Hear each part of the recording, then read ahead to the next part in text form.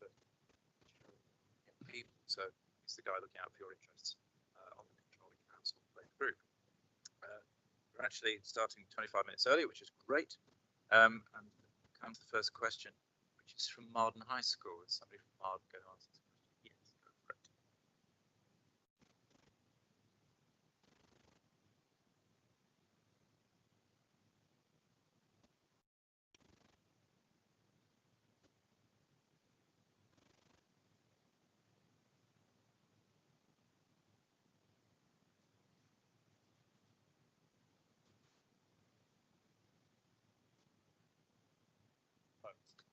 Yeah, thank you very much, and thank you for the question. It is really important that we address the climate crisis, but it does have to be done in an affordable way that works for everyone across North Tyneside. I think that the key thing that I would say on this point is the council are already doing lots, and we've already cut our carbon emissions in half. But there's a real sort of balancing act to be done on this question. So if you don't bring the public with you on a question of reducing carbon and getting to net zero, you end up taking us backwards effectively, because people, if there's not public support behind it, if it means that people's living standards are going to go down, if it means that people are going to be less well off, then there won't be public support behind it, and you won't be able to get to where you want to go as quickly as you want to get there. I think that's really the point that we've been putting across at the council. So yes, we need to do this, but we need to bring people with us. And I think there's a long way to go before people realise necessarily some of the sacrifices they might have to make in their personal lives, or some of the changes they might have to make in their personal lives, if we are going to get to this net zero by whether it be 2030, 2050, whenever that might be.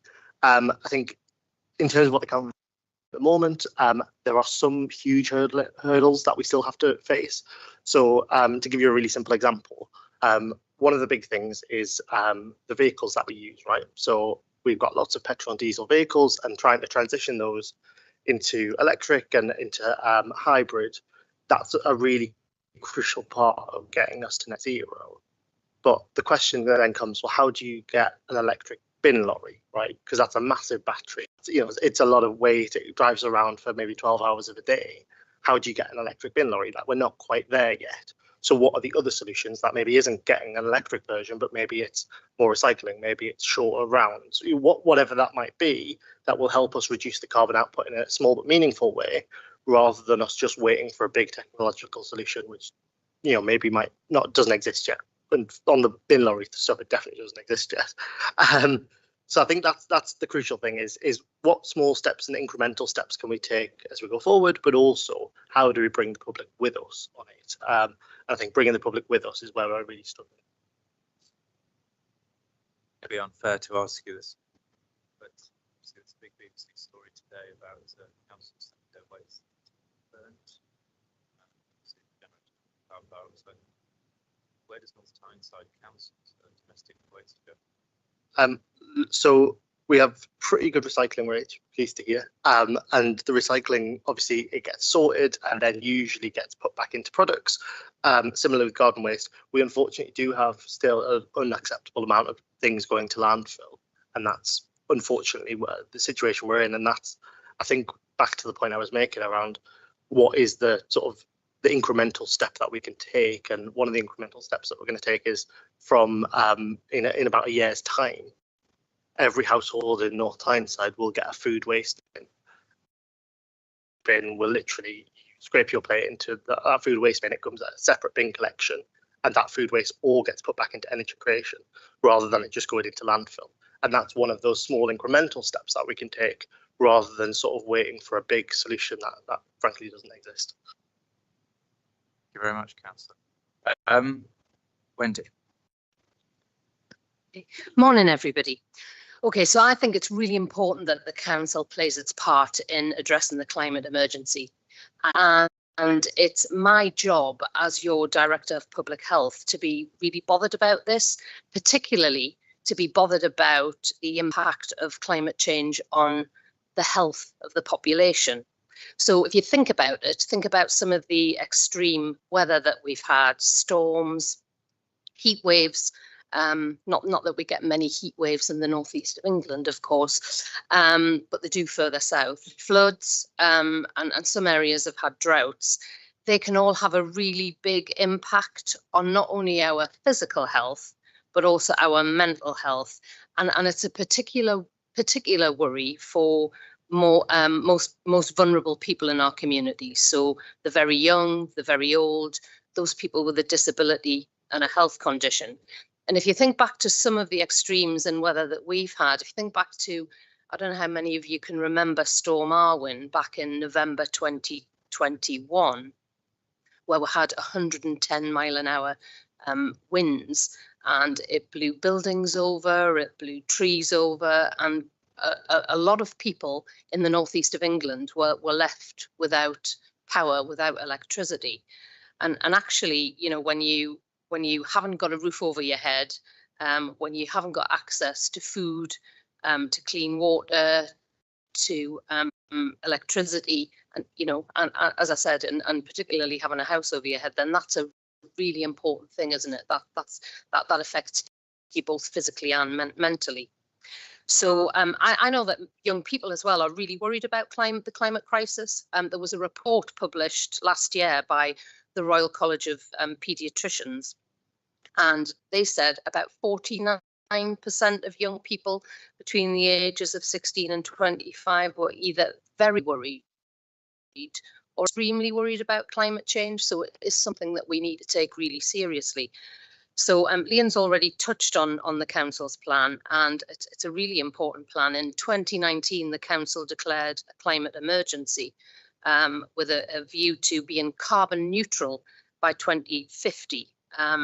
So I think, you know, an important role for us to think about the vehicles we use, as Liam's touched upon, how our colleagues who work for the council, how they travel to work, you know, encouraging people to move out of the cars, particularly the cars that run on petrol and diesel, because we know that they give off so many more emissions. Thinking about our council housing that we run and operate and how we get clean power to those houses. And also thinking about who we buy from as a local authority. That's really important. You know, the organisations that we buy for, what are they doing about the climate emergency too?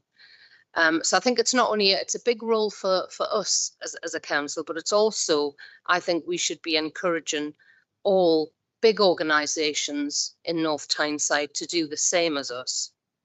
And I think, you know, the important things that we can all do are getting more people to cycle and walk rather than travel in their cars. Thinking about how we all use electricity, and is that electricity from a cleaner source like the wind or the sun, rather than, you know, coal-fired power stations. And also things like planting more trees, because trees are great at sucking up carbon dioxide. I'm sure you know that from your biology lessons. But Liam's touched on a tricky element. A lot of this requires people to change their behaviour. And I know from a health perspective that getting people to change behaviour is really tough. So I think it's incumbent upon all of us, every one of us in this room, to do our bit for climate change. Thanks. Thank you, Wendy. Thank you, Liam. Very interested in the food waste bins coming our ways. We're going to see that on North Tyneside homes coming up next year. So that's a really good question. Great stuff. All right, well, we'll move on to 2, which is from Bay High School.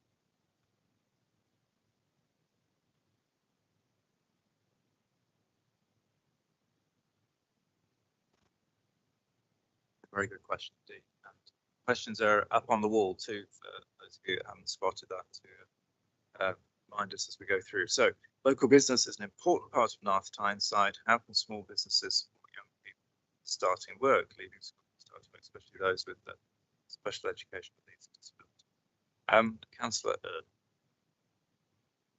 Thank you. Good morning, everybody. I'm going to answer this question from the point of view of support the council gives to you as young people, and also to employers across the borough, trying to help get young people into employment training and the support that we give, as I say, to businesses. Obviously, providing high quality employment and training for you as young people is something that's extremely important to us as a council. We have a new Children and Young People's Plan that's been developed by listening to you as young people. Listening to what you say is important to you. One of the things you told us was that being able to make a success in terms of employment and career was the thing that was high on your list of priorities. So our plan has a priority that's called Achieving in Life. It's about giving young people choice, careers available to them. For children with SEND, give them a choice and access to varied opportunities once they reach the age of 16. When it comes to employers, the council does work very successfully with larger employers at North Tyneside. It's very successful in getting young people into employment training. But you're right to point out in the question that small businesses are a very important part of the business mix in the North Tyneside. I think across the northeast, over 90% of people employed in small and medium-sized businesses. So it's something that we do need to concentrate on as a council. How can we support small businesses when they're looking to employ young people? And how can we support young people to be able to take up those opportunities with smaller firms? I think we need to understand that small businesses don't always have the same resources to devote to things like recruitment and training and induction of new employees as larger firms might do. We do need to try and support smaller businesses in creating opportunities, creating job roles. So as a council, we do that largely through our employment training skill service. We have a scheme where we support employer engagement, partnership working with our employers.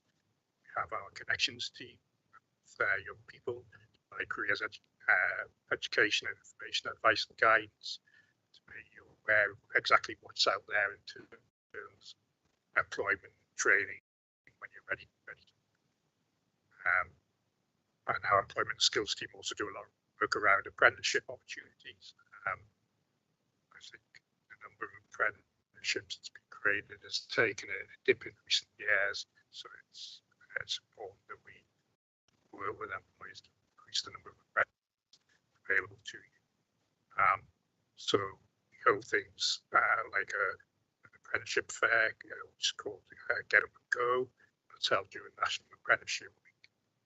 So I have to say, looking at the employers who are invited to attend that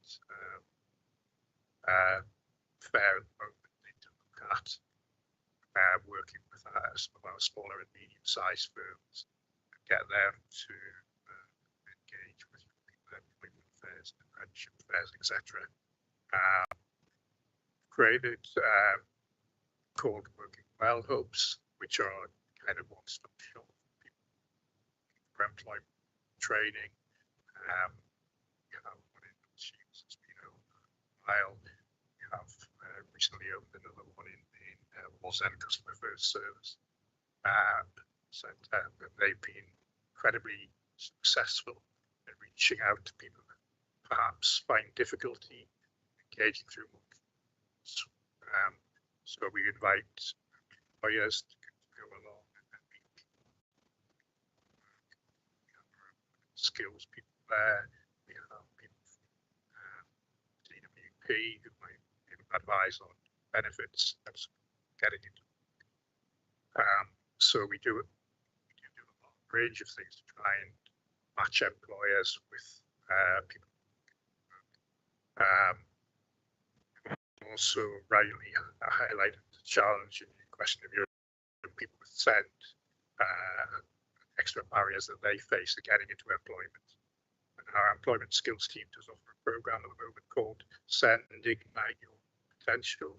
So it's a specialist program designed to support young people with SEND prepare for adulthood, offering training in terms of skills development in areas such as health, independent living, and community inclusion, because I think it's sometimes the case that young people face barriers just in being included in the discussions, being included in the opportunities when they have SEND. So we are promoting that particular project as well. But again, at the moment, that seems to me to work mainly with larger employers such as the NHS. And the scheme has been particularly successful in getting young people with SEND into employment in NHS posts. So again, I think perhaps we need to look at how we can expand that opportunity to small and medium-sized businesses.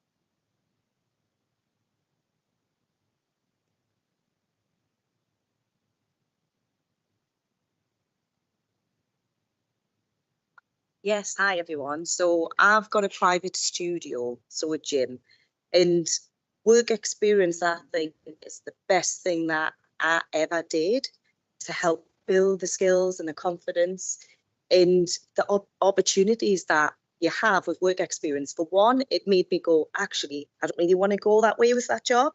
And then it helped me actually cater my college or wherever I went to know the type of work that I wanted to do.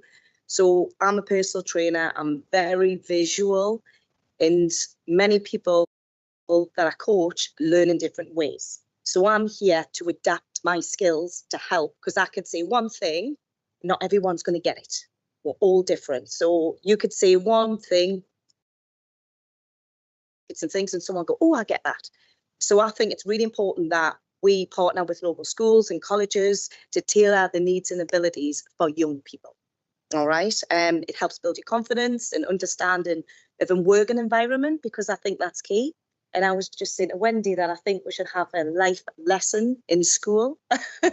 I've got 2 young children. They're wild. And I think it would be great if they had a life lesson in school to realise what life's about. Okay.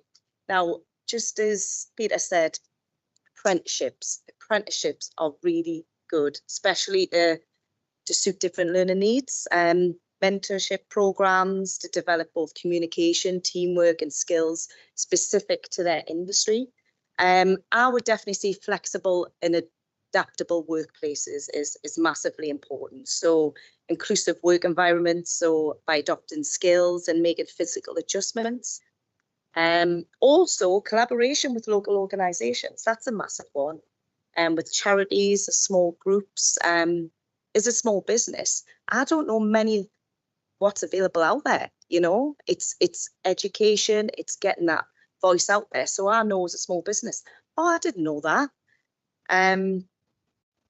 Raising awareness, that is definitely key with educating even staff. So small businesses can invest in their training of their staff and how to support, you know, young people, especially with SEND. So I think there's a few little ideas there.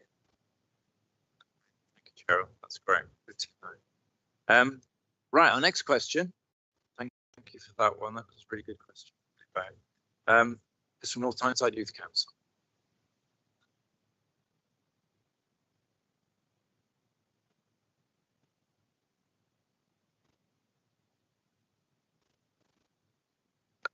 Thank you for that. Social media, everybody's on it on whatever platform you prefer or platforms. So, question from North Tyneside Youth Council. Social media for young people can be a platform for bullying, sadly, exploitation. I've heard some awful stories and inappropriate topics, perhaps we all know.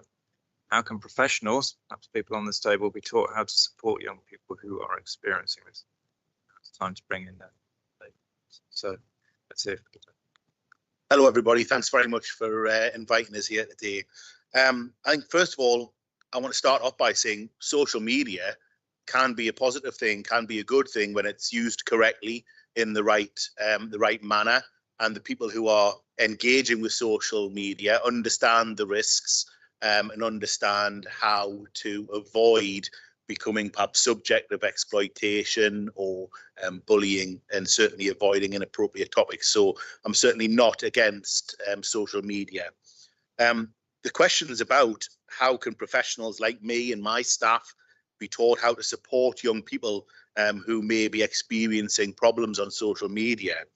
And my starting point with that is we have to listen to the victims, listen to the voices of those people who are experiencing those problems. So that means we can only gain an understanding of the problems that people like yourselves, your friends may face if we can engage and we can start to listen to the victims. So it's not about what my opinion might be is the best way for me to be taught how to support a young person. It's for me to go to young people and listen to their experiences. What was it like for them?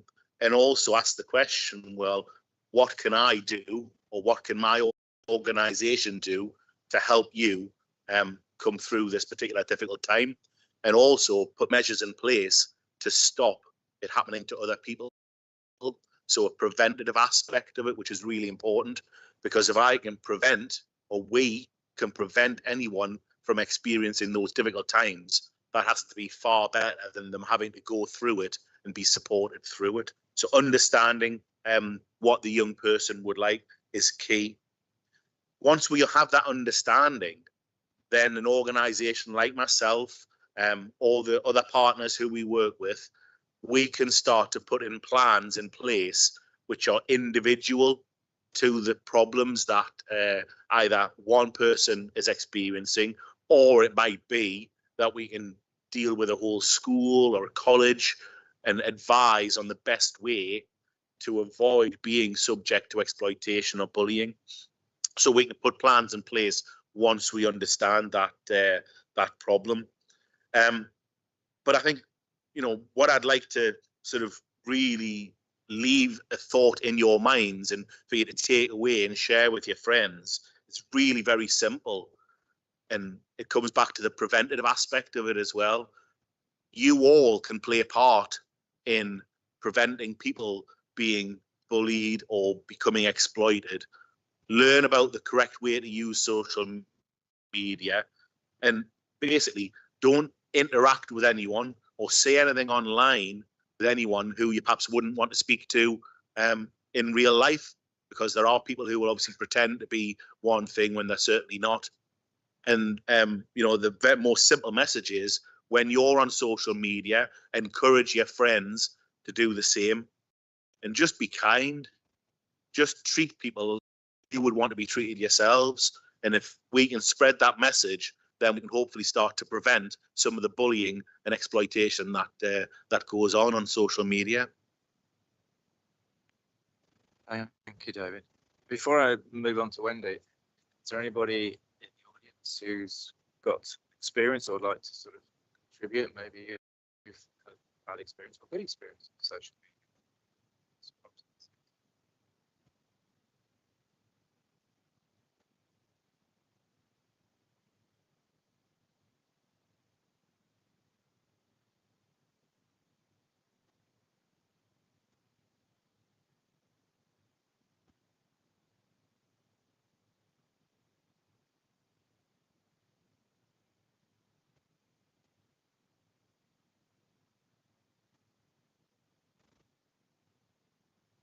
Well, I think you've identified already one of the sort of key ways is that friends are looking out for each other. So you've described an example there where you've identified that someone perhaps isn't themselves or isn't acting as they would normally do. And whether they might not feel comfortable approaching, say, their form teacher or their particular teacher who's in the lesson with them at that point, the most important thing is, first of all, as a friend, you're there to support them. You're there to just listen to them. And then the other thing is, it doesn't really matter which teacher or which avenue the person, as long as they do seek that help.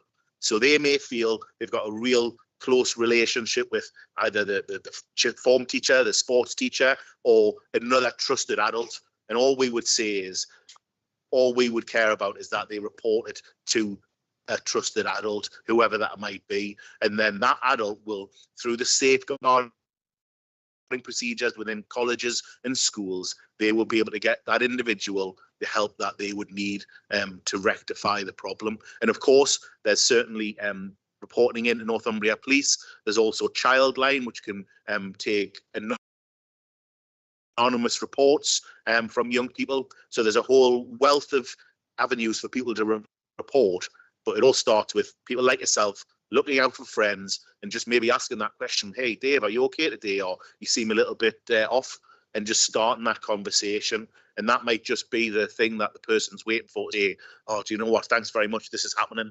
And then as soon as they've started that talking, we'll be able to help them, whether it's the police, the council, the school, college, or other organisations.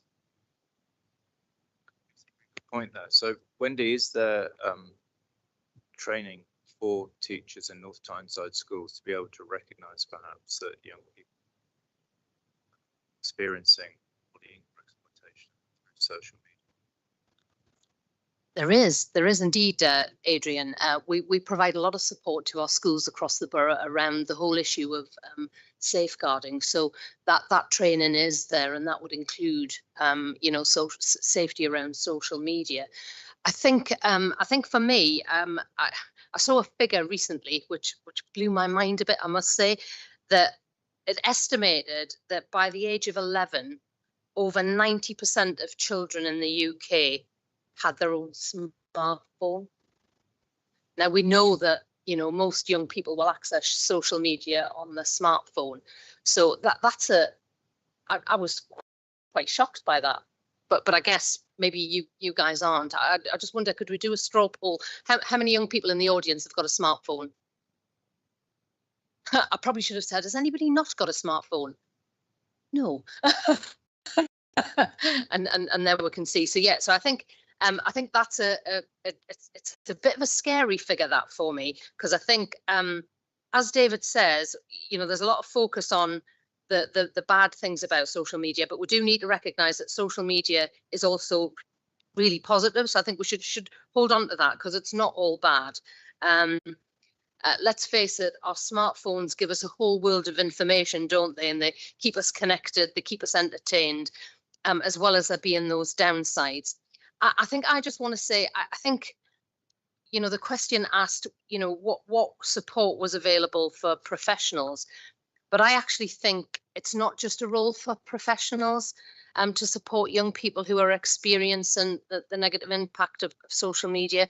I think it's a really important role for parents and carers, and, as David touched upon, trusted adults. So not just teachers in school and not just other professionals, but actually parents, carers and trusted adults that are around you and your family.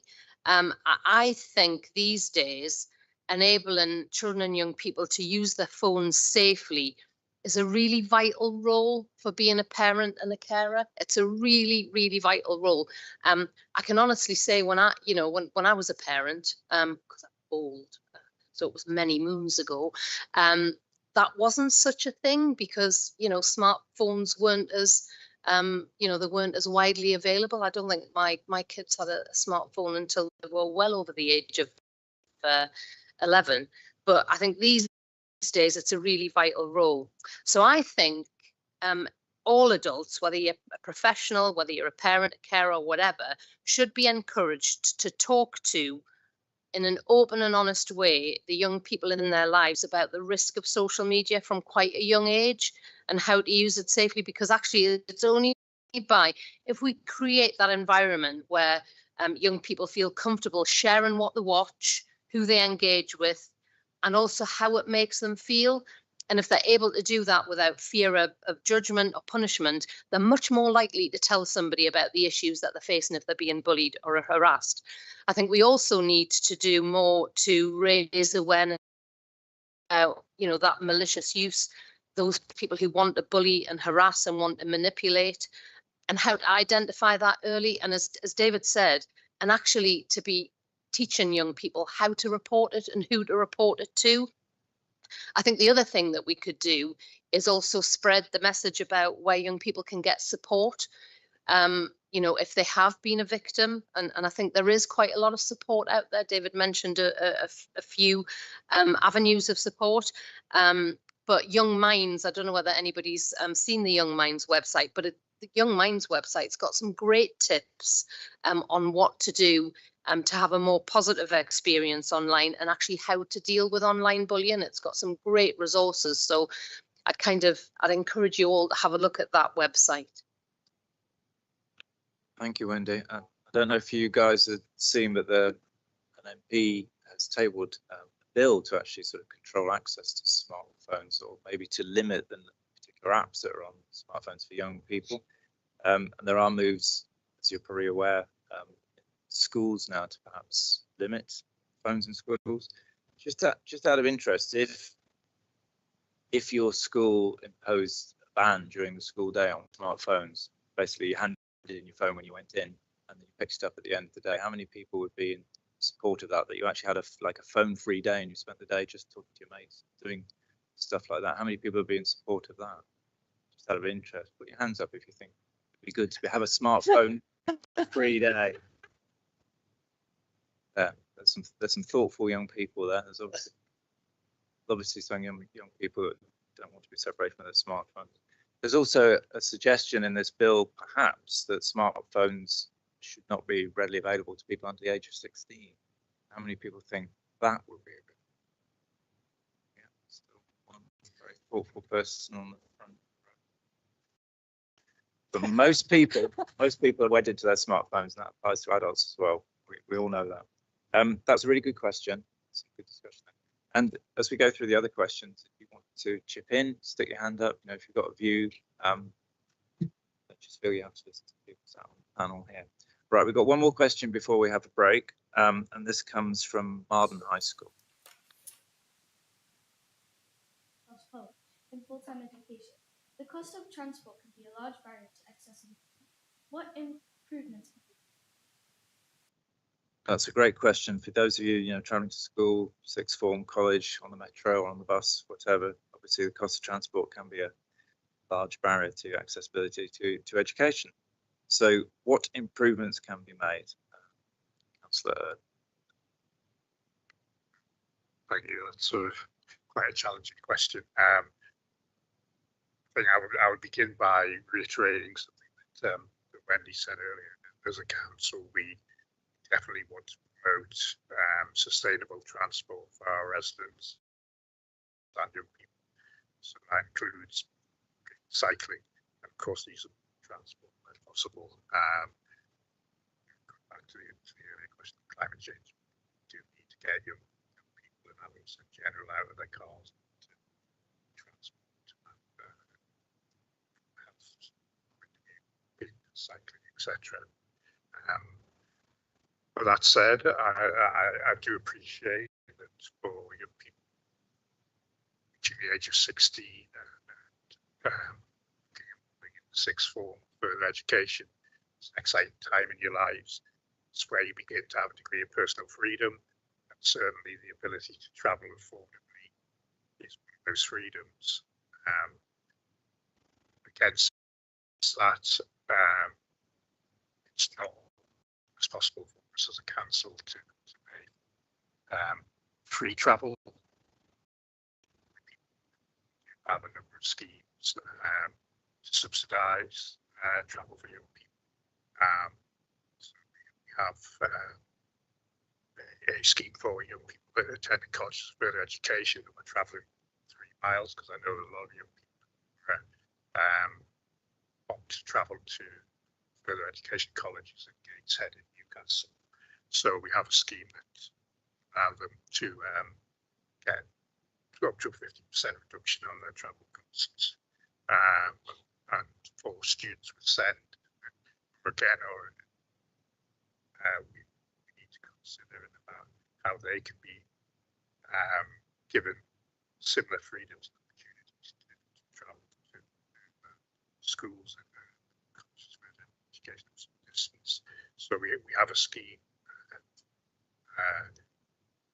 Children over 16 with SEND maybe to claim free transport in circumstances. There are things like the student 16 to 19 Network 1 ticket that allows a discount of up to 25% travel.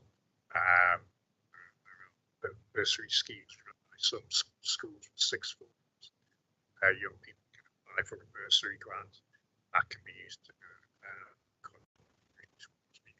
their travel costs. And looking wider, it's called these combined authorities. Some of you may have heard of that. You elected a regional mayor just back in May. Things that the regional authority offers is called Get Around for £1. So if you're under 21, you can now go by bus for £1 or less, or we buy a 3-day ticket, and that enables you to travel across the region, not just outside. So whether you're going to college or after school or college. So there are a range of discounted travel schemes that we offer. I would love to be able to say that the council is in a position to support free travel for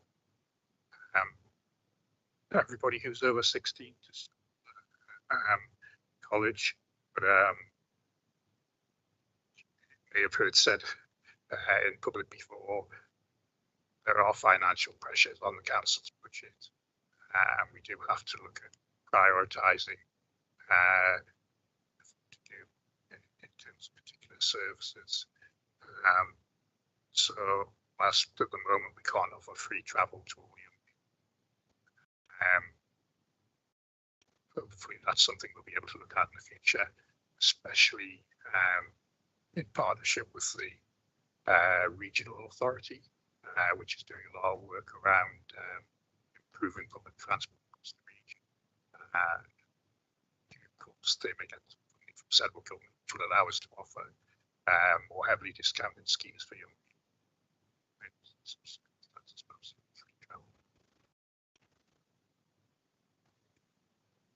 Thank you, Councillor. Has that been an issue for anybody in the room?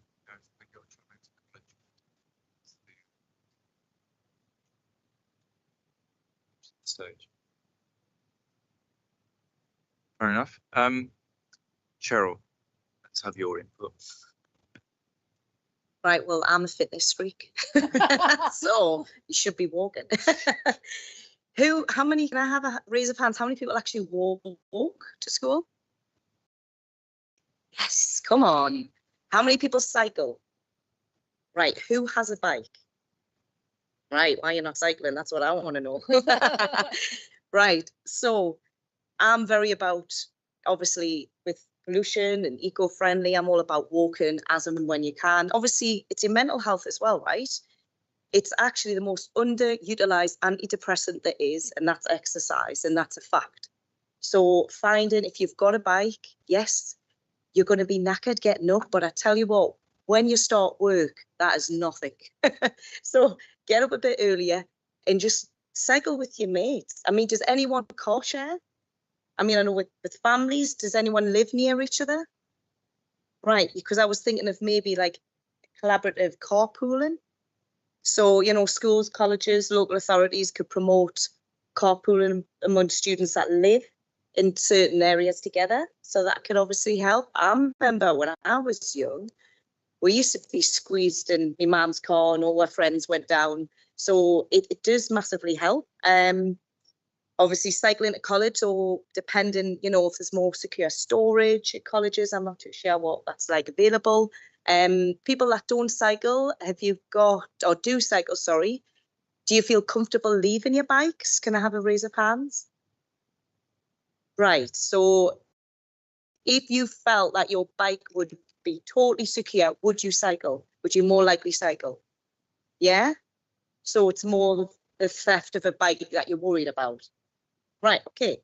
So maybe it might be more of the security on that element, because I remember being young, actually, getting a phone when I was young. I had my phone stolen when I was young. I kept it at home, and it's probably the best thing I did. Peace of mind, and you know, it's not worth a lot, really. You're going to end up messing your mates anyway and seeing them. Also flexible study options, so remote learning, hybrid schedules. It'd be great so that some days you don't necessarily have to transport, which saves on cost as well. Maybe some more direct routes to colleges and sixth form, so it saves on time and cost, because I know there's a lot of workload in. So if you could get a college school sooner and back, then it's more cost effective for you both. And like Peter said, sorry, the travel passes that are available, maybe extended schemes to older students that are in full-time education up to 19 years old. So I'm just putting this out there of being there before from my experience. And I think if you can cycle and walk, definitely do it, because it massively helps your brain health as well. Good points. It's great to see so many people are cycling, walking to school as well. That's excellent. It's really good exercise.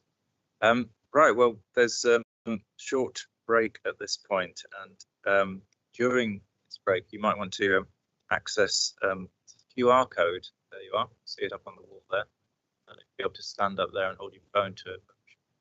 Made available closer to you. Actually, you probably can get it on your phone from here. And this is about, we're talking about your engagement. This is about, do you complain? So you as young people use council services, don't you? You use leisure centres, swimming pools, use schools. But if they're not up to scratch, let's say, you've been to a local swimming bath and the floor is flooded, do you actually, as a young person, feel that you can actually complain? I mean, you live in the borough, you use these services, your parents pay to council tax. So the QR code there will take you through to a questionnaire which asks you about how comfortable you feel about complaining about things, because you are legitimately allowed to complain about things, not just about the weather. So if you fancy it, during this next sort of 10-15 minutes where we're having a pause, brains to relax, why don't you do that questionnaire? It's all there up for you. Right, there you are. See the phones coming out. Great stuff. Excellent. All right, we'll give it about 15 minutes.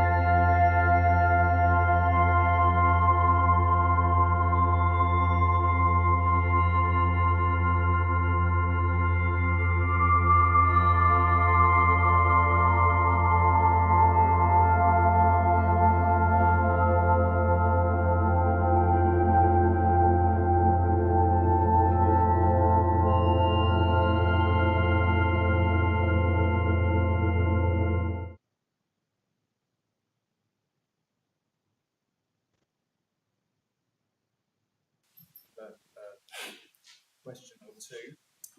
Right, the question we're reconvening with comes from the Youth Council again. If you want to read it out. Keeping in the theme of local democracy, how can we get young people in schools and colleges to get more involved with democracy?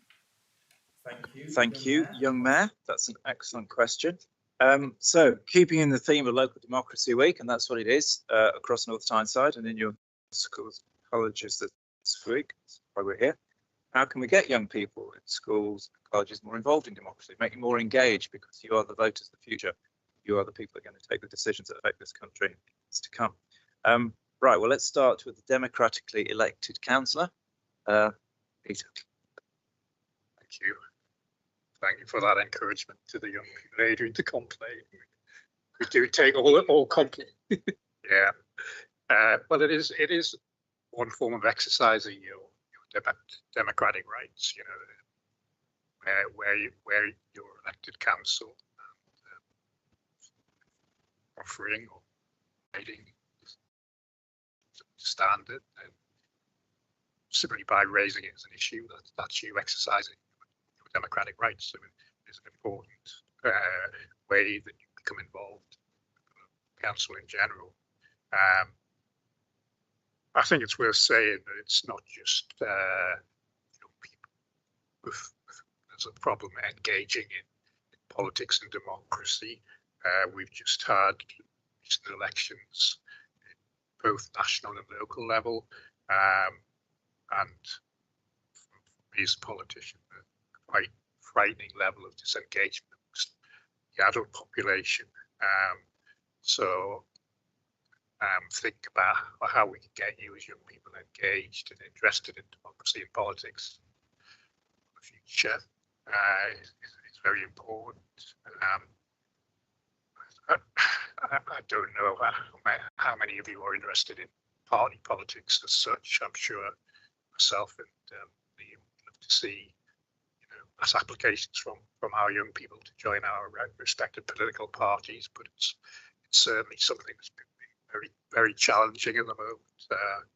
Both Labour and Conservative, I think, have an ageing membership.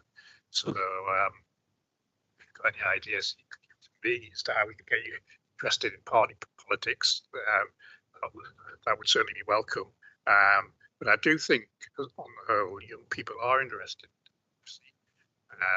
Some of the questions that you've asked already today show that. People are engaged in a number of side. We have the young mayor here today. This question comes from our youth council. There are lots of other forums that you can get involved in. We have a send for young people with disabilities. There are school councils. We have a young carers council and a care leavers council. So I sometimes meet with them to hear their opinions and their voice. And I think our engagement team have done a lot of really good work trying to promote the voice of young people across the borough in various forms. And it is important that when we engage with you, that we actively listen to what you're telling us. And Adrian said, you're the voters of the future, you're the decision makers of the future. So even at this stage in your lives, if you are telling us that there are things that are important to you that we're not doing, could do better, then we as sort of adult elected members and councillors really need to listen to what you're saying. There's no quicker way to disengage with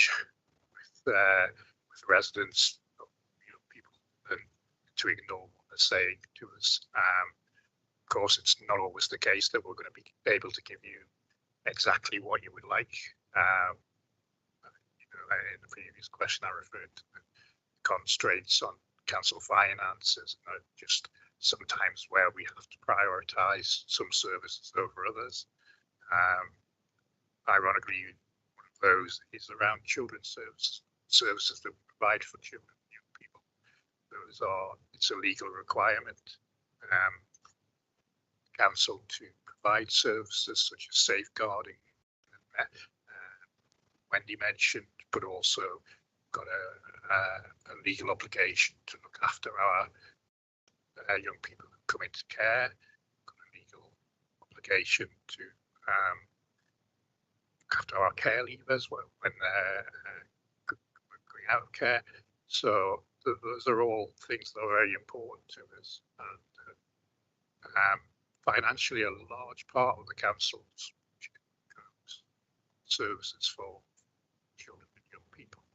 So we are providing those services, and we hope that they're of a good quality.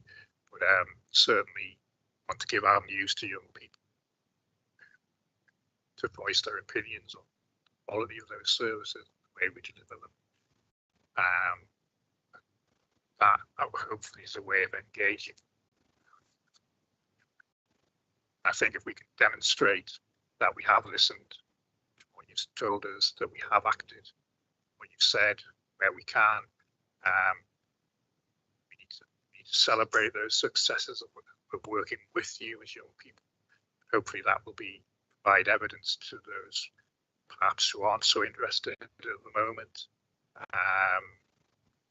That's making a contribution to young people.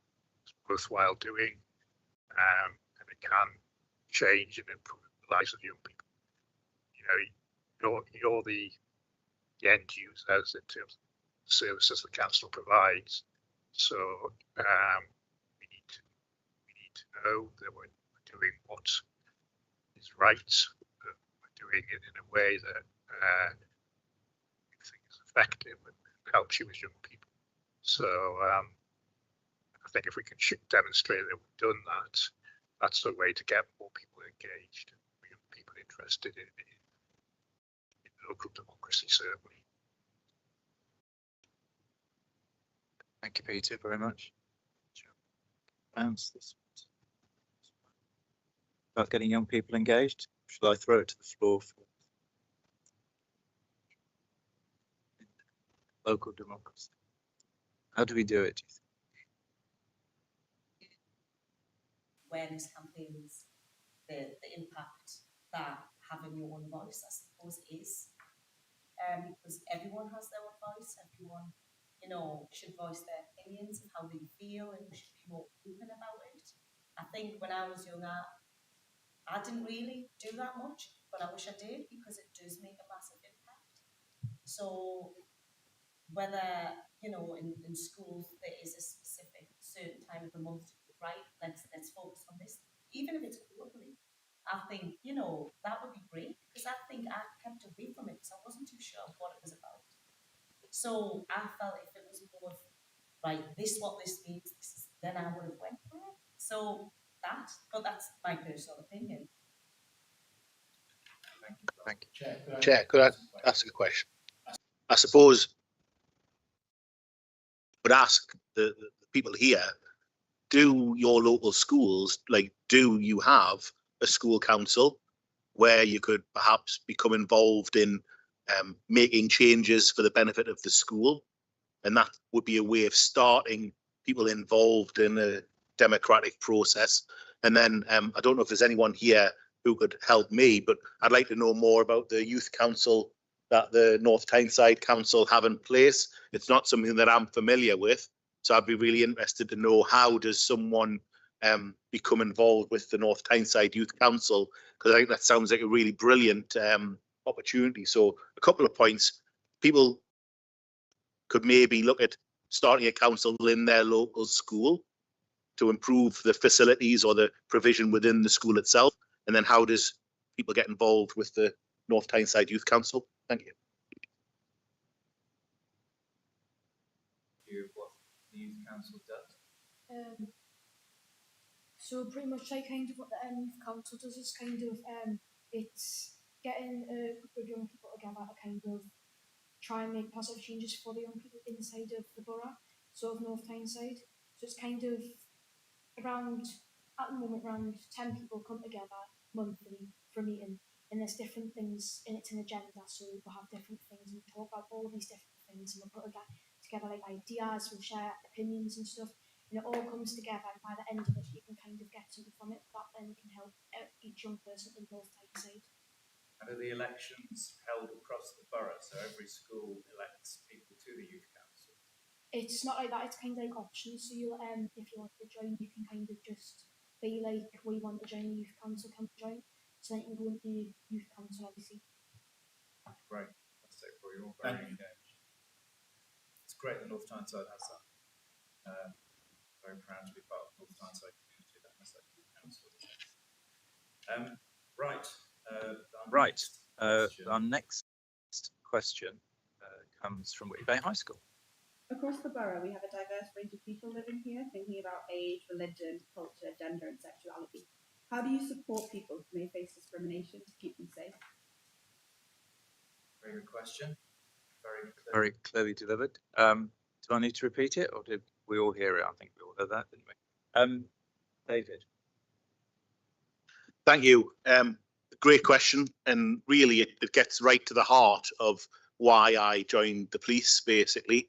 You know, I'll safe and protect the vulnerable. Now, they were my motivating factors when I joined the police 28 years ago, and actually Northumbria Police now have adopted very similar objectives and goals for the whole organisation, and they wanted them to be really simple so people can understand what Northumbria Police are all about.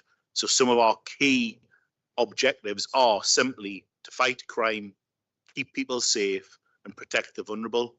And I think in general, if Northumbria Police can do that for all of the communities, not just, you know, whether you're a member with a protected characteristic, but if we can protect all of the communities we serve and keep them safe, then we'll not be doing a bad job. But I accept there's still improvements that can be made. So how do we do that?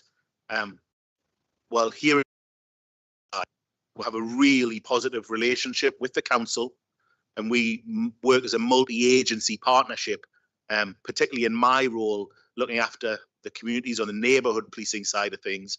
I work very closely with key representatives from the council, and we can take a combined approach to tackling the problems that the area is facing, whether that be antisocial behaviour, whether it be certain crime types, and we identify, a bit like you were talking about the council, Colby, coming together, we identify the best agency to work to address that problem, and then we all think about how can we input our thoughts and our ideas and our resources to tackle a particular problem in a location or with particular offenders or specific victims. And it's not just the councillor involved. We have the fire service on board. We also have other agencies like Humankind or Family Gateway who support families within the community and offer that additional reassurance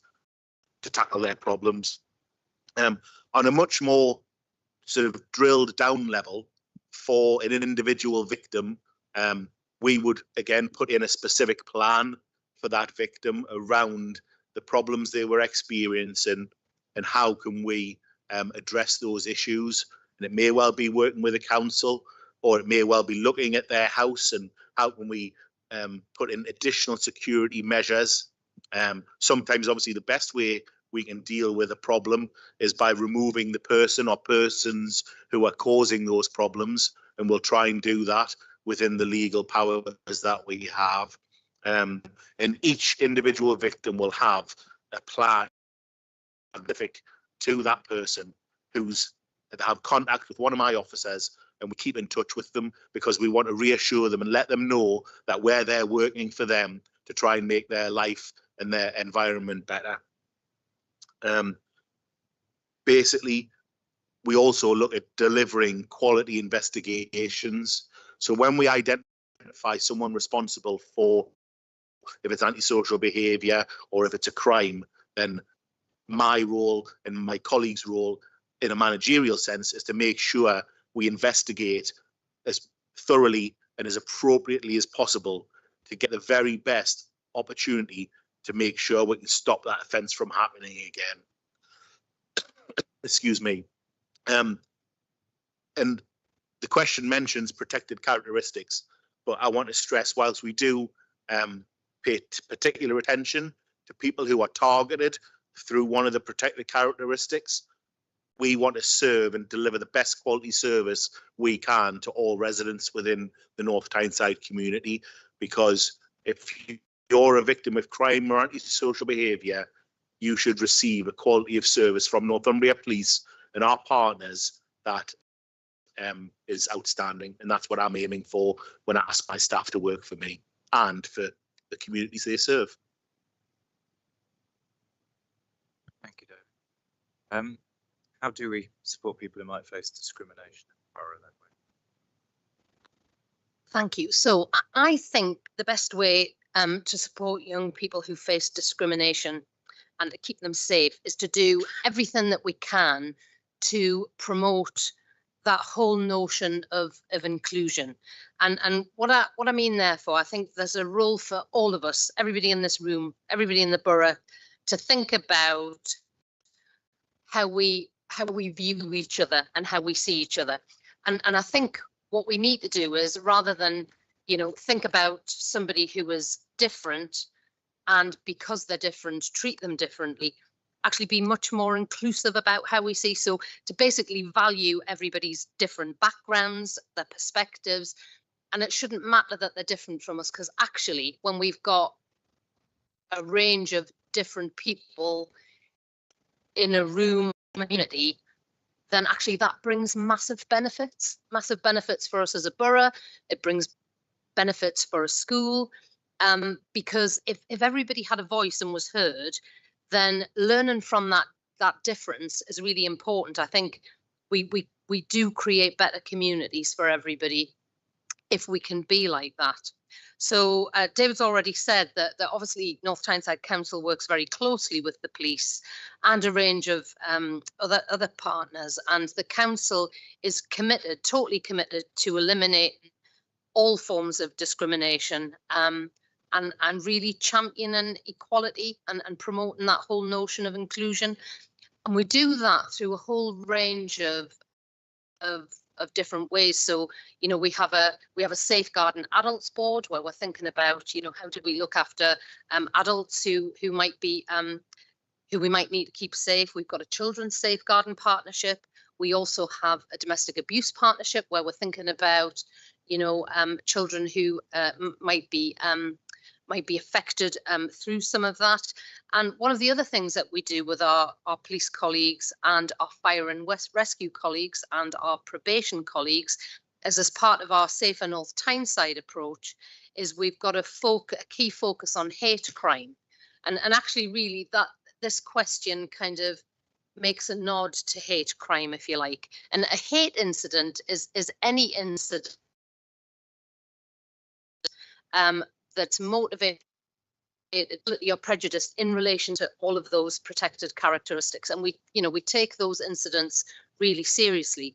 So what do we do and what can we do? So I think there's 4 key things that we can do. The first thing is about how do we raise awareness and how do we educate people about these sorts of issues, and how do we promote schools, colleges, communities, organisations to be really inclusive of that difference that we might see, whether it's age, religion, culture, or gender or sexuality. How do we say actually that difference doesn't matter? Let's just value each other for all our individual contributions. So how do we do that? That's the first thing. The second thing is, how do we report? How do we improve reporting when we get incidents that are serious like this, so that, as David says, they can be investigated?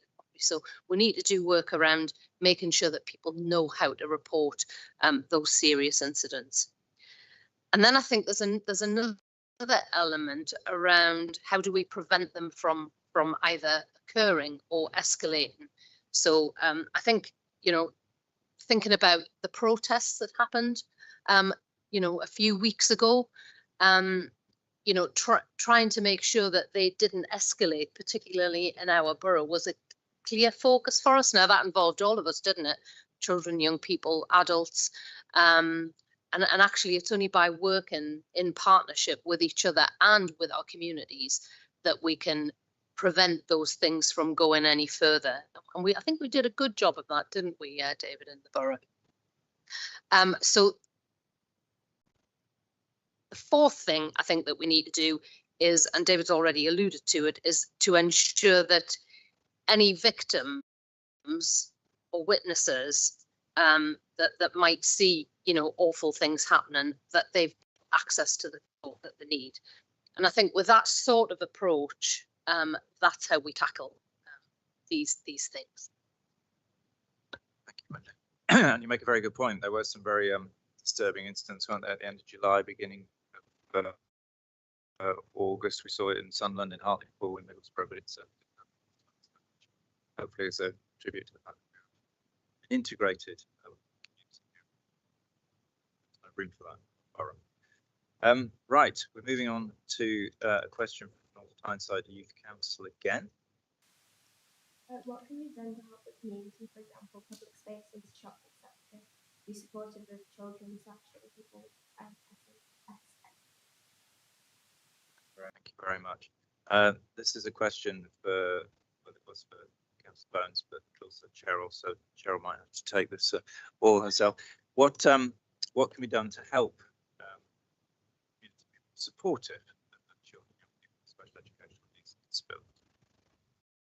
Yeah, I think training and staff in public places, so like shop services on how to interact and support people with SEND, and it'll make a huge difference. So again, it's education. If someone doesn't feel as comfortable,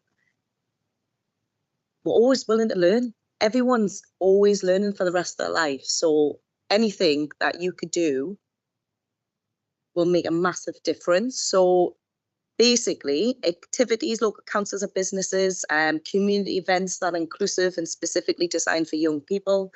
Awareness campaigns, again, it's all about bringing awareness about it. So public campaigns to the wider community to encourage understanding. So this is schools, charities, local authorities, an initiative to promote inclusion, basically.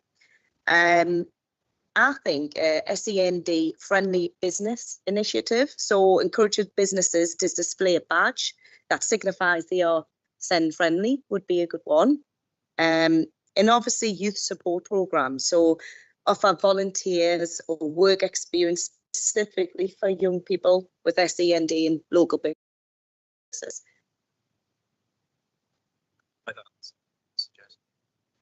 You got any thoughts, Wendy? I know it's one of yours, but in terms of making borough, certainly public spaces within it, SEND friendly, if you like.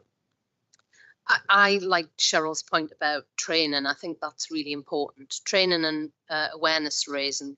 I think you know, there are some adults, particularly in who are running businesses across the borough, who just might not have come across or might not be familiar with children who have got special educational needs, and may never in their life have, you know, have experienced that. So there's something about, and sometimes that can be a bit scary, believe it or not. Us adults do get scared, particularly when we want to do the right thing and we're not quite sure what to do. So I think doing that would be really helpful. But I also think harken back to an earlier question about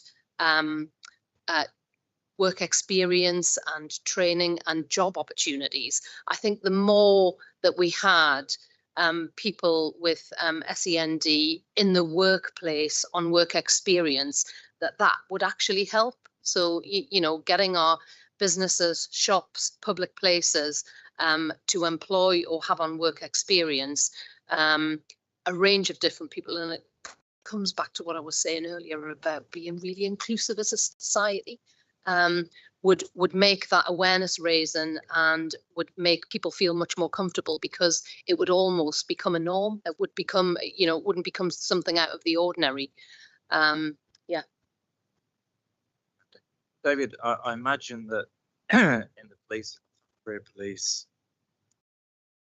officers receive training how to interact with people from backgrounds, but also mental health perspectives and not special education or whatever. Would that be fair to say that it's the case if you actually have training? Yeah, there's a combination of things. We can certainly receive formal training to enable us to get the best evidence, if you like, from when we're speaking to individuals to gain the best witness evidence or an account, and we can actually interview people in certain ways to take account of their specific needs. So it may well be that we would choose to conduct a video interview with an individual as opposed to taking a written statement, because that may well, first of all, meet their needs, but also provide us with the best opportunity for gaining evidence. And people will be trained to receive those interviews. But I think also policing in general is very much about interacting with people and how we take account of individual difference, like Wendy was referring to when we talk about the diverse communities we serve. And it's not always sort of SEND, it may well be cultural issues. And we as police officers have to become proficient and expert at understanding those differences and just spending time to build a rapport, build an understanding with an individual so we can listen to them and identify their particular issue or how we can get the best information from them. So a lot of it is just learning how to interact with people on a level that is common to both parties, so we can, as I say, get the best from that individual, and whether that be someone with SEND or from a different culture, or whether a young person or an older person. It's just tailoring our approach and giving a bespoke and individual approach to that person so that they feel that we are listening to them and taking their specific needs into account. Anybody got any observations? Yes. About being like SEND-friendly workplaces and getting young people with SEND involved in workplaces. Would North Tyneside Council play a part in that, and do they already play a part in that in terms of employment within the council itself? Oh, I think we do. It's fair to say. So actually now in my team, in my public health department in the council, we have a lovely young lady on work experience with us for the next few weeks. And the young lady in question has quite severe autism.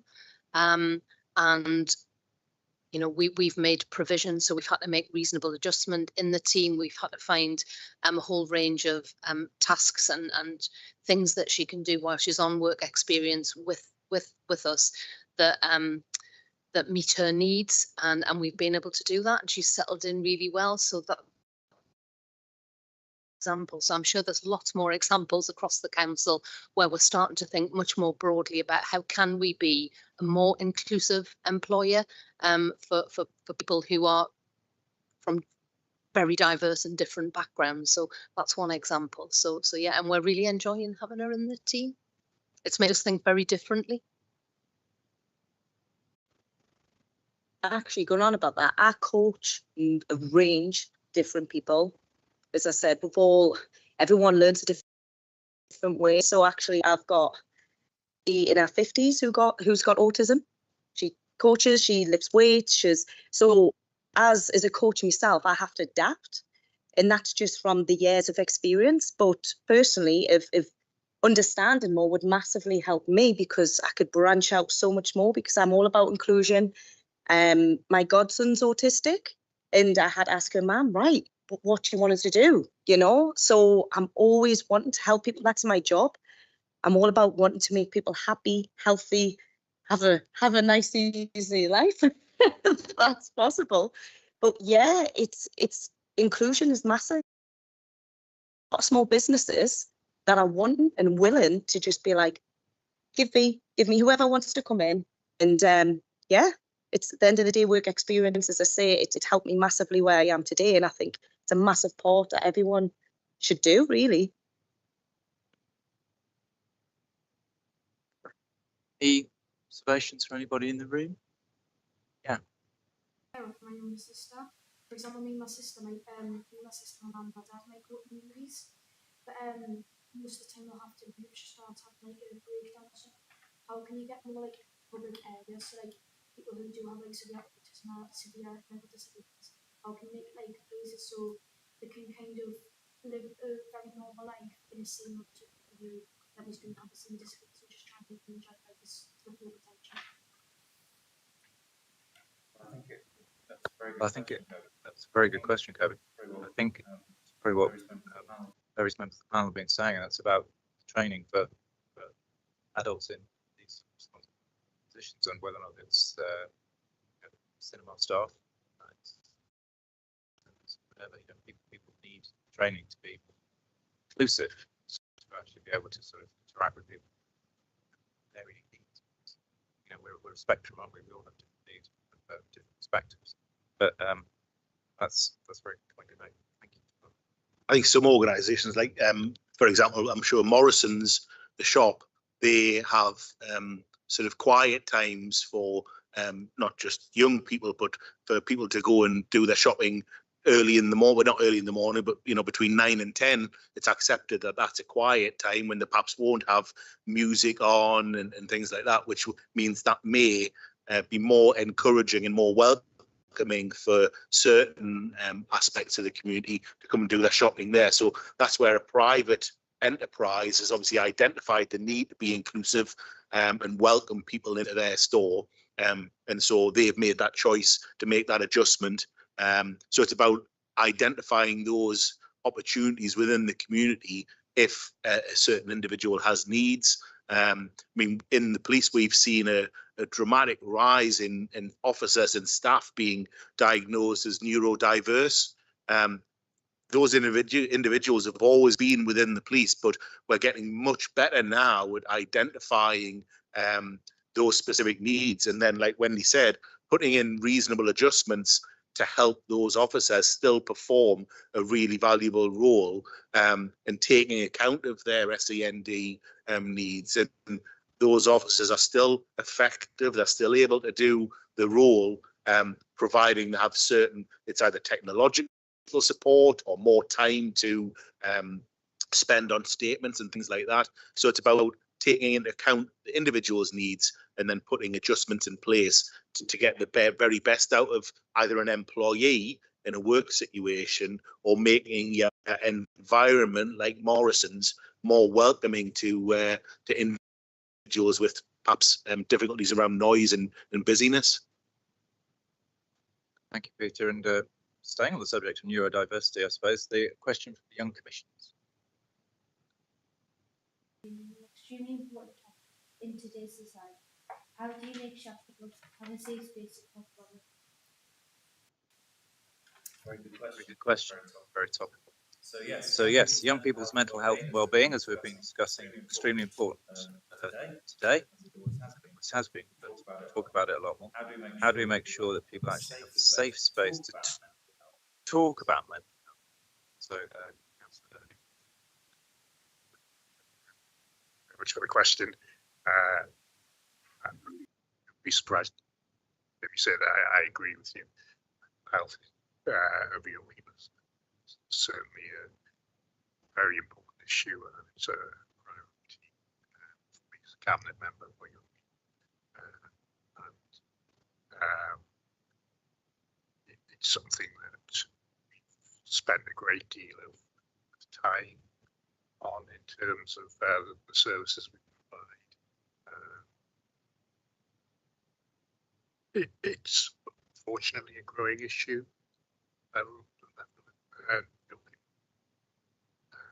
Diagnosed with mental health issues, raising their mental health, emotional well-being, schools, council, and it's something that's peaked after COVID, and it hasn't really started to go down in terms of the trend. So there's still an increasing number of people who have emotional well-being issues, mental health issues, and not only that, quite often the complexity of the issues that they have is getting greater. We are increasingly thinking about the range of services we provide, the support that we can give to schools, so that young people firstly are confident that if they want to talk to somebody, that be a teacher, that be a health care professional, that those people have the necessary training to discuss that with them in a sort of caring and supportive way. Done a lot of work with schools around this issue because the effects on a young person's life, if they have mental health needs that aren't addressed, or can be quite severe. I don't know if you're aware, but also since COVID, the level of attendance at schools, whereas prior to COVID, North Tyneside had a really low absence rate. I think some of the figures suggested it's about 50 to 60% higher than pre-COVID. So the effect of young people not attending school because they're concerned about their mental health and well-being, that really does have an impact in later life. School attendance is key to attainment and achievement. So, say we spent a lot of time doing work with our schools. We have mental health champions in our schools. We have provided mental health first aid packs, training to our schools. We have what's called a chat health service where a young person can speak directly to a professional such as a school nurse. We have for a number of years for what's called Cuth.com, an online service for young people who may just want to get some advice online as an initial step. But I think it is about providing a range of opportunities for young people to come forward, discuss mental health and emotional well-being with whomever they feel safe in engaging with the step. But then the follow-up for that has to be that we need to be in a place where we can provide the support that they need to address their mental health concerns. We have it's called a Thrive team. They are piloting a scheme whereby if you come forward with issues around the mental health, they won't wait for a formal medical diagnosis. They will talk to the young people about how they can address those issues, support they can provide. So you may be aware that there's a national mental health service for children and young adults called CAMHS. That's long been under severe strain, has long waiting lists. So the work that we're doing as a council is to try and intervene early where young people coming forward to provide the support without necessarily having to wait for a CAMHS diagnosis. We're also doing work around adjusting the support we provide so that we have what's called alternative provision. That's for young people with mental health issues, neurodiverse issues outside of the level where they might need to attend a special school, so that our aim is, where possible, to keep people with those kind of issues in mainstream mainstream education, sort of providing safe spaces increasingly in schools where people can just go for a timeout or get specific support in the mainstream school. Because, as I say, as a council, I'm guessing Wendy would agree that in terms of mental health issues, the aim would always be to keep young people in mainstream education where that's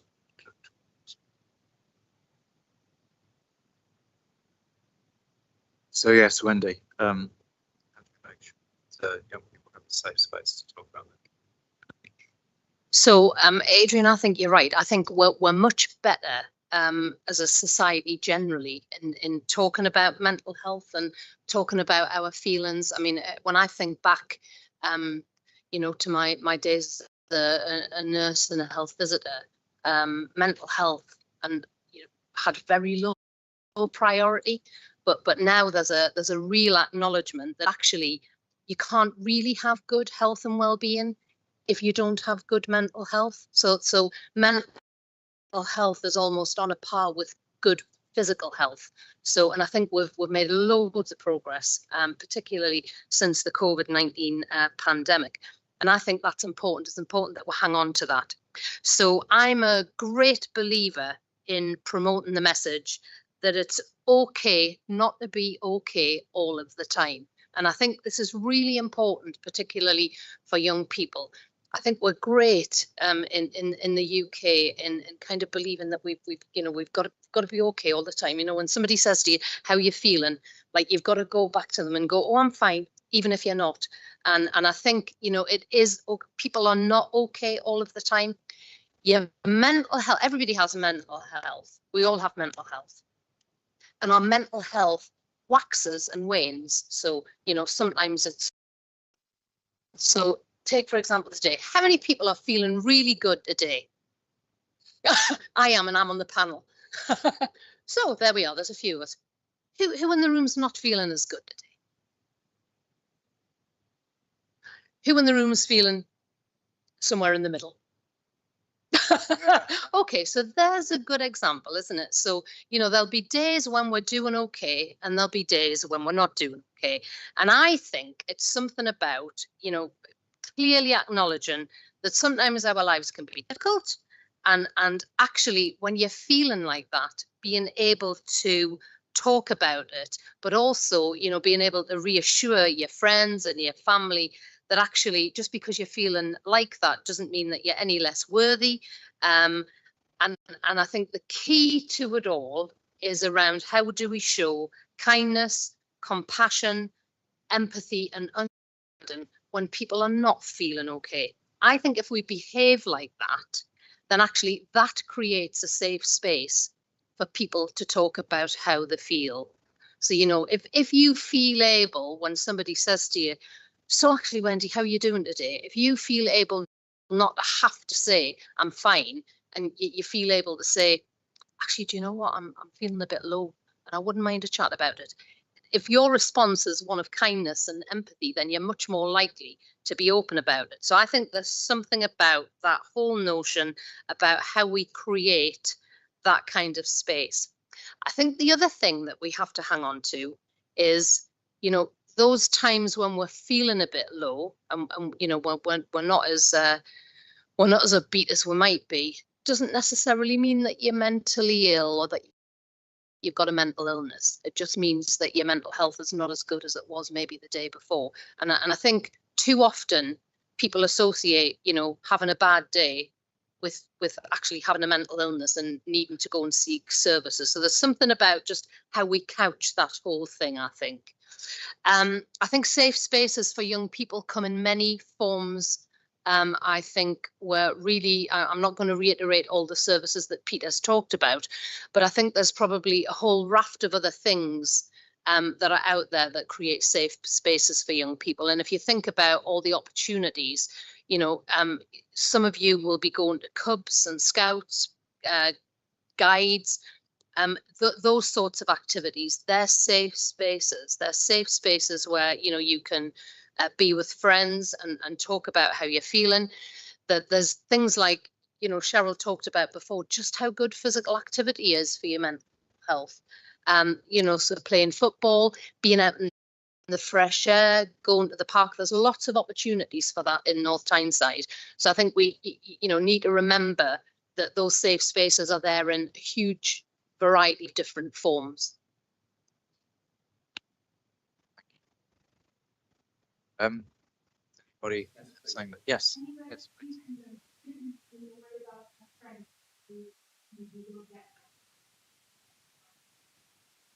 There is. There's lots of different. There is. places. There's lots of different places. I think schools have got a lot of provision. I'm assuming you've got pastoral support in schools. Yeah, you've got learning people like posts like learning mentors. So you've got a range of different people in schools. Would you use that sort of? Would you go to those people maybe?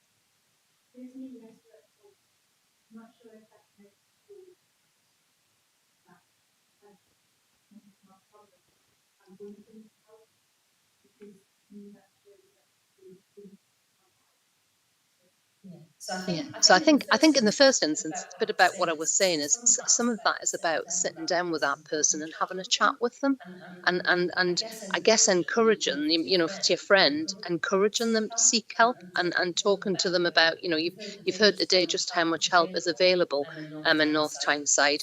So and sometimes just making that first step is the hardest step. And maybe offering, if they're not able to approach somebody like a learning mentor or a mental health champion, about maybe offering to do that for them. So I think, you know, creating almost that safe space by taking them away and having a chat to them, and just reiterating that there are people that they can go to would be incredibly helpful, and not forgetting, of course, that you won't have pets and carers. And that might not be your first port of call for all of you, but for some of you it might be. It might be encouraging them to have a chat with their mum or their dad or their grandma or whoever is that trusted person in their life. And it could also be, it could also be you offering to be that good friend and say, I'll come with you to speak to that person or the pastoral support in school, to let them know that immediately they've got that extra support just from, you know, you or one of their other friends being there. Because the most vital thing is someone doesn't feel as though they're alone, because that's when people are most sort of upset and worried.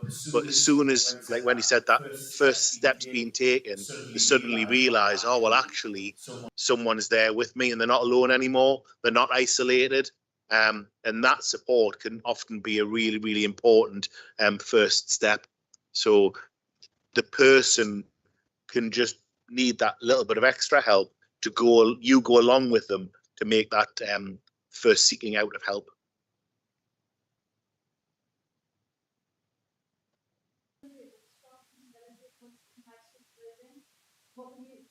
Where are you planning to place the NI students and how are you going to accommodate them? Because I personally know students that have recently taken private school education. This is obviously a lot of financial stress and families because it's really difficult to afford if you don't just have that money account. And the issue is really prominent due to the beginning of GCSEs, which is really upsetting for children who maybe have mental health issues, who are already struggling with the switch from middle school to high school, and now they're having to do it again. How will you help kids that like to fit into their new school and to accept that change, and what will you do? That's a really good question. It's a very live issue here in North Tyneside. Councillor Early, you're obviously involved in children and young people's services. How's the council addressing that? Well, yes, we're in the middle of a consultation at the moment, and we are talking to parents, teachers, and the young people themselves. And certainly we're aware of the issue of young people with special educational needs who attend Monksy. We're discussing with them and the parents at the moment as part of the consultation about supporting them in transition into another school if that becomes the case, and if indeed at the end of the consultation the decision is to close Monksy. So We are aware of all those issues, and we are doing our best to consult with parents and young people to discuss those issues and how we may resolve them and provide smooth transition into other schools as when that may become necessary. But I think at this stage, the important thing to note is the consultation is still ongoing, and there's no final decision yet to close. We'll see the prejudged outcome of the consultation.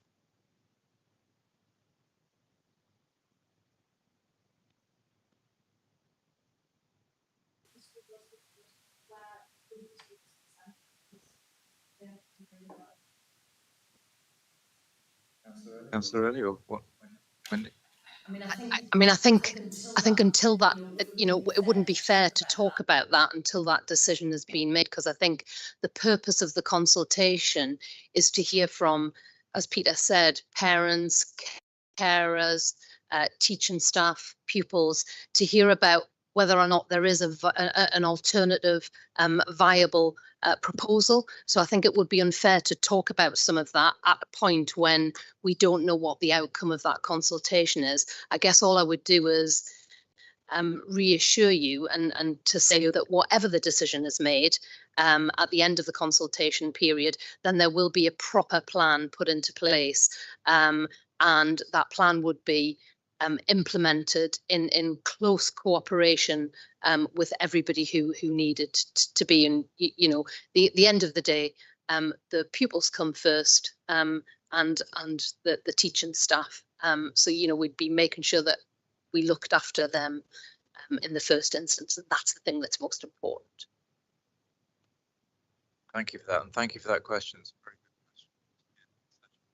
question. We're coming towards the end. Or heartbroken, but that is the case. Are there any other questions or observations? Yes. So we talked about stand up.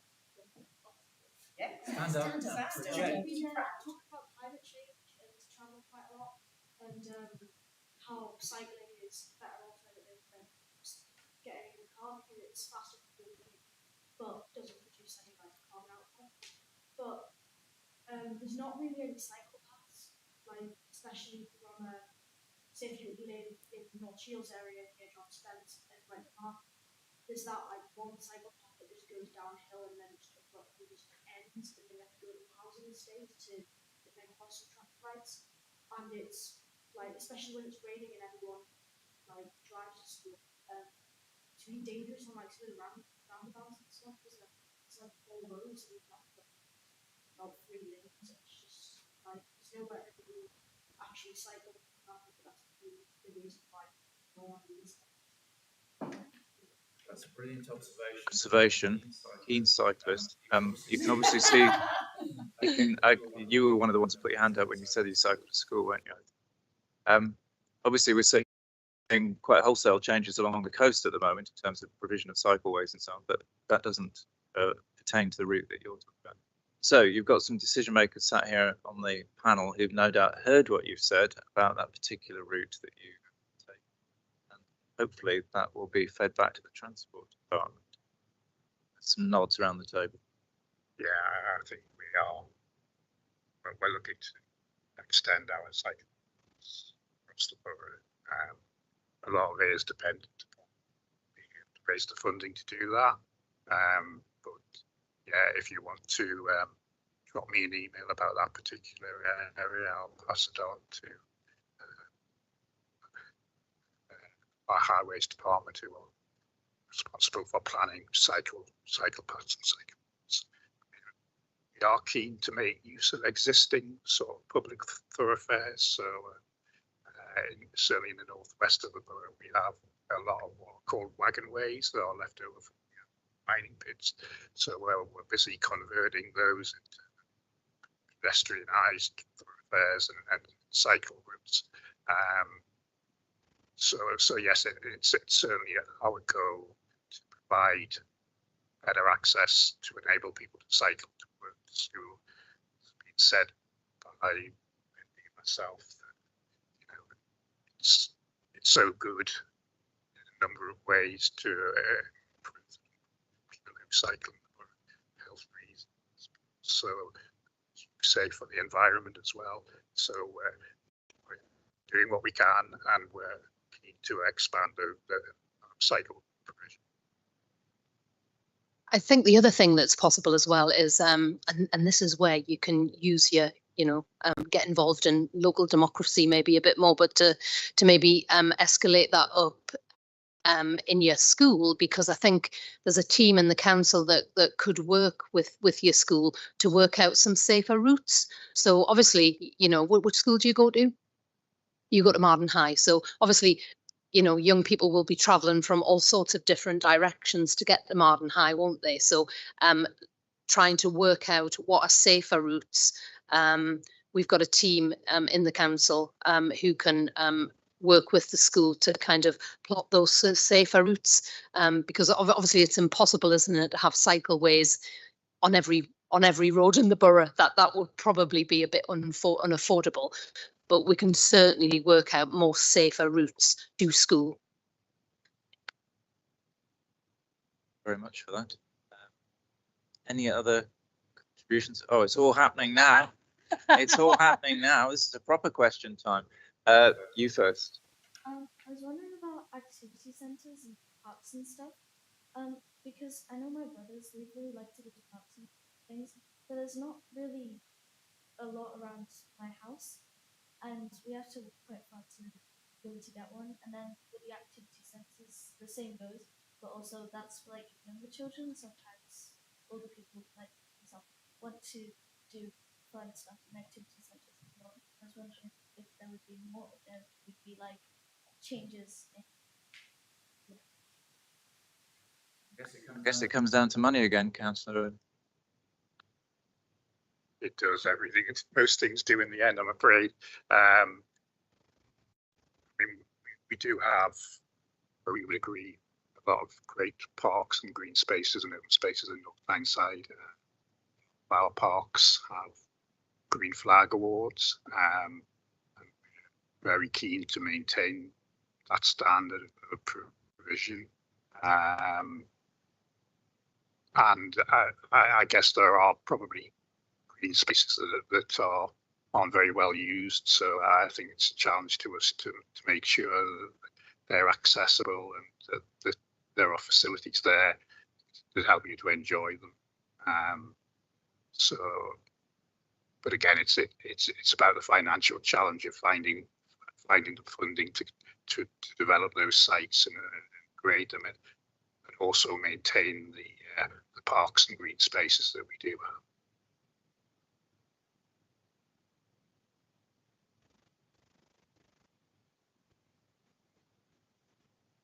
I just jump in quickly on that. Just two really quick things on it. So when you see new houses being built in North Tyneside, the people who are building those houses do give the council like a chunk of money, and sometimes some of that money is set aside for new play parks, stuff like that. So that's a really useful funding stream that we can use. What I'd really encourage you to do, and I encourage everyone to do, actually, I'm sure the team can circulate it at the end.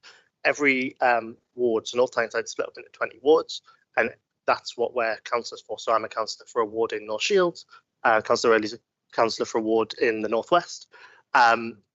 Each ward has a £15,000 a year budget, and that's the three councillors decide what that's spent on. So if there's something like that, or if there's anything else you guys would like it to be spent on, I'm sure the team can circulate our email addresses afterwards. Drop us an email, drop your local councillor an email. Lots of the time that money just doesn't get used. So if if someone comes to us with a great idea like that, like can we have a play park at X, then that's something we can explore. There's money there to do it. And I'm sure councillors across the board would be very glad to hear from you. Very good point, well made. Yes, so the facilitators will certainly help you with email addresses for panel members. I'm aware that time is pressing, but I also want to hear other questions. Yes, My mum said before about it's been an increase since the pandemic. I was just wondering, do you know if it was like COVID related, like people are still like facing like any like experiences or trauma that they've gone through in 2020 to 2022, or like even now, or is it like just the when it was all shut down, it's forced people to take a look at it, and now it's like having like a domino effect to today? Take that one. I think it's quite a complex picture. So I think we're much more aware of the whole issue now as the first thing, particularly since the COVID pandemic, for all the reasons that you talked about, that you know, young people didn't have access to the level of education that they would normally have had access to. They didn't have, you guys didn't have access to your friends in the same way that you would have done.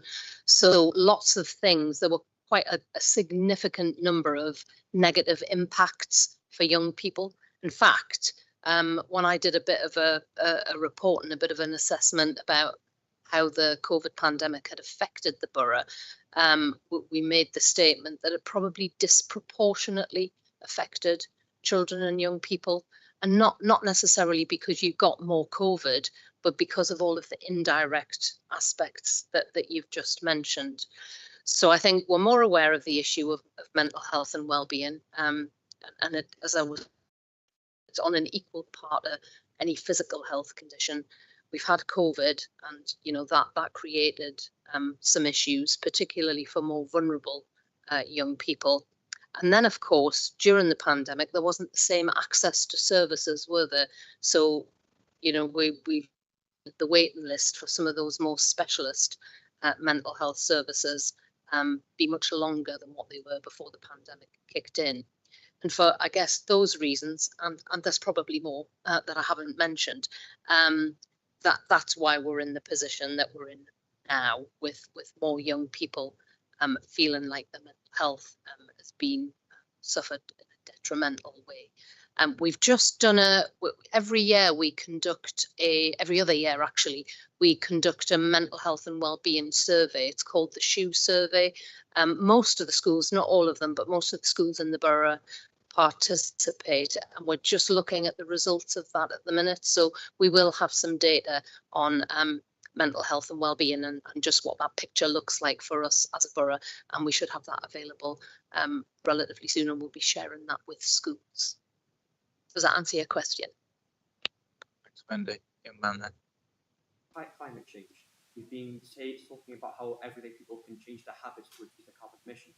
But the point I'll bring up is 80% of all global carbon emissions are emitted by large corporations and 70% of all plastic pollution. So I'd like to know what we're doing to try pressure in large corporations to reduce their carbon footprint. Thanks. So I think it's absolutely a problem. I think it falls into the wider problem. It's not something I touched on the very first question, but most of the sort of carbon output of the world is not from the UK. The vast majority is from 3 or 4 countries that we have very little say over. Some of the stuff that we can do internationally and nationally, we hosted COP in Glasgow. That's where you start to put pressure on organisations. But I think increasingly, and it comes back to the point I made right at the beginning, as long as you get the public behind it, organisations will feel that they have to change. So if an organisation is seen as a big polluter or as sort of a big generator of single-use plastics, for example, that will become unpopular. And as soon as it's unpopular, it's bad for business. And once it's bad for business, that's when businesses usually start to make a change. So I think if you want to see businesses make a change, you have to do that public opinion piece, and you have to change people's hearts and minds on it. And if you do that, then companies will follow suit. So trying to make it seem like, since you're turning against the business to make it seem unprofitable, we'll have to change the actions, supposed to be the word, to change their habits to reduce their carbon emissions to make it profitable again. Yeah, exactly. Yeah, exactly. So think of it like this, right? 20 years ago, it would have been perfectly acceptable to light up a cigarette in a public place. If you were around kids, if you were pregnant or whatever, that would have been socially acceptable. And now it's really not socially acceptable. Now, if you change what is socially acceptable in terms of carbon output and single-use plastics and recycling, and if you change what is socially acceptable for companies to do within that, then that is what changes companies' minds. Companies think with their eye on profit, basically. So if you stop spending money at companies that are big carbon outputters, and if the general public does because they say, actually, we're not comfortable with this or we don't agree with this, that's what will change companies' minds. You know, we can put on as much pressure as the council as we like, but fundamentally, businesses don't move until they start seeing a change on their balance sheet. Yes, you then.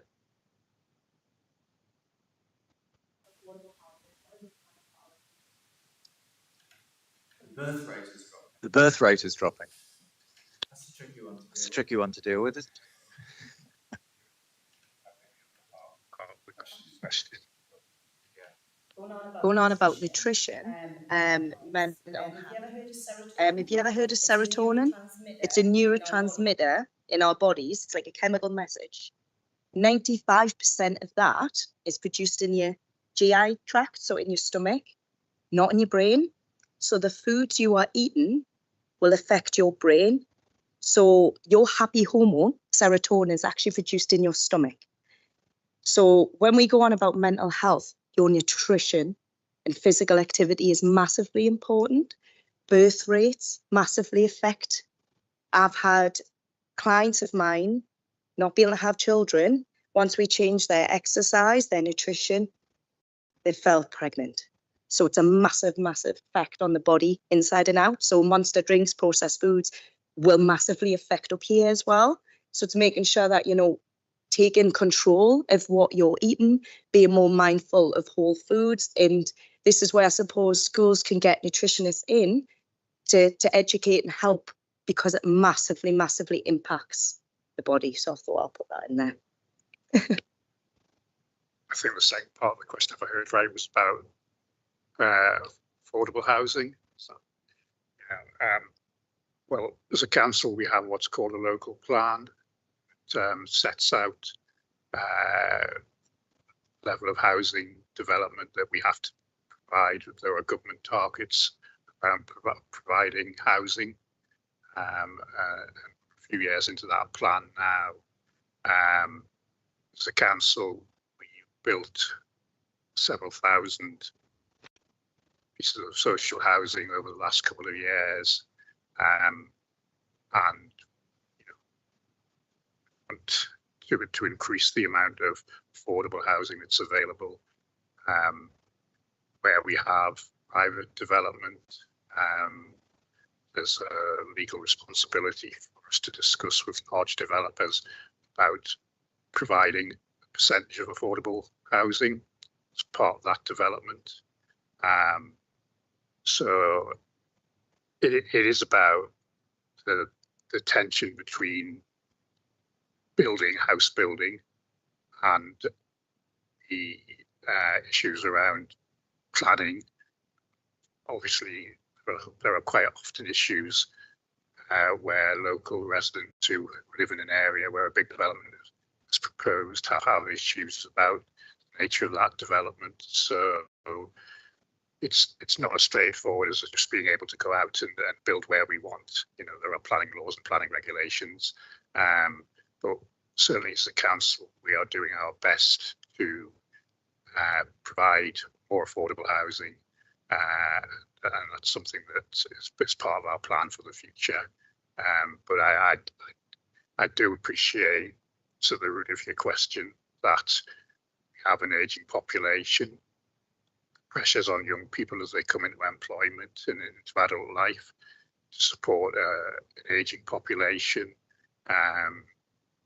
There are more strains on their wealth and what they can afford. So that's putting a pressure on young people being able to buy their own homes, buy affordable housing. And I think that's something that we need to address, the taxation burden on working population, which is shrinking, and the burden that's increasing in terms of having to support the older section of the population, which is growing. So I think all those things are factors in why the birth rate may be dropping, or at least not increasing at this particular time. Well, like Fiona Bruce says on the TV question time program, we've probably got time for a couple more questions before we have to wrap up. So yes, at the back.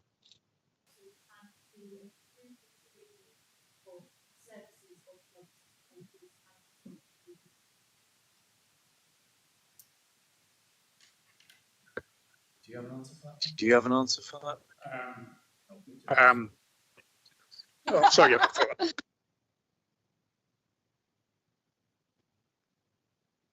What we're doing at the moment, really, in terms of provision of youth services, in terms of sport and culture, yes, we do have one of our priorities is to increase the range of opportunities for cultural and sporting availability, particularly with our children from disadvantaged backgrounds. We provide free cards for the use of our leisure centres, etc., for looked after young people, so children in care or leaving care. But I think the prime thing that we're doing at the moment is working with voluntary sector to increase provision of things like sports clubs, theatre groups, etc. So it's very much a case of working in partnership with the sector and the charity sector to help develop provision across the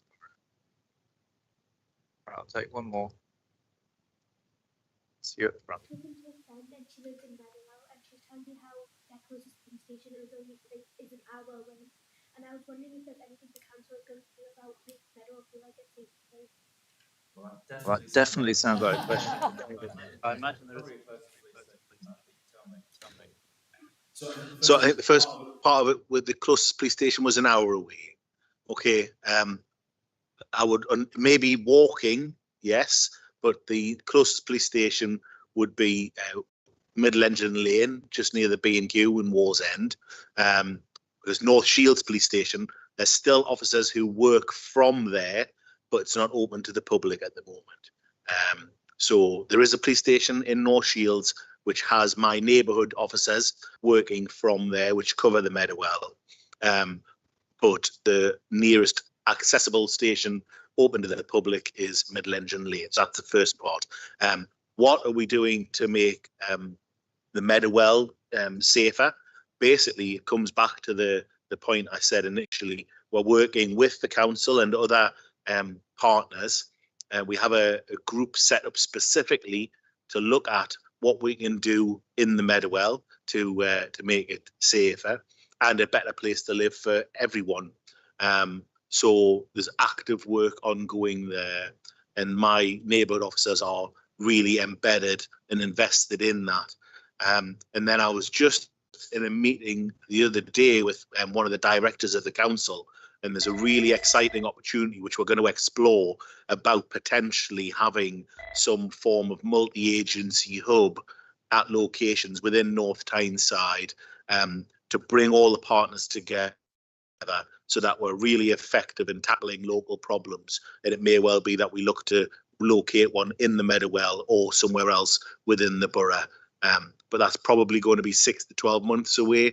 But that's a really exciting opportunity. And it just recognises how well in North Tyneside, the council, the police, the fire service, or the voluntary sectors work together to provide the best service and make the North Tyneside borough a safe, happy, healthy place to live for everybody. Great news that there might be a new police hub in Meadowell. Right, I'm going to have to wrap it up there. You've been a fantastic audience. You've been attentive, engaged. You've asked some amazing questions. You're clearly very clued up. It's great to see that here in North Tyneside. I will remind you who the panel is and then invite you to put your hands together to thank them. They all have email addresses, and I'm sure you can get them out of Tony. And if you want to continue this dialogue, or you have questions for your councillors or for police, Wendy, me, by all means, drop us a line. So thank you, Councillor Peter Early. Thank you, Cheryl Tanner, who did a great job as a local businesswoman. Thank you, Wendy, once again, for being providing us with all information about public health. Thank you, Liam, for your insights. And thank you, David Morrison, as well. Thank you all very much.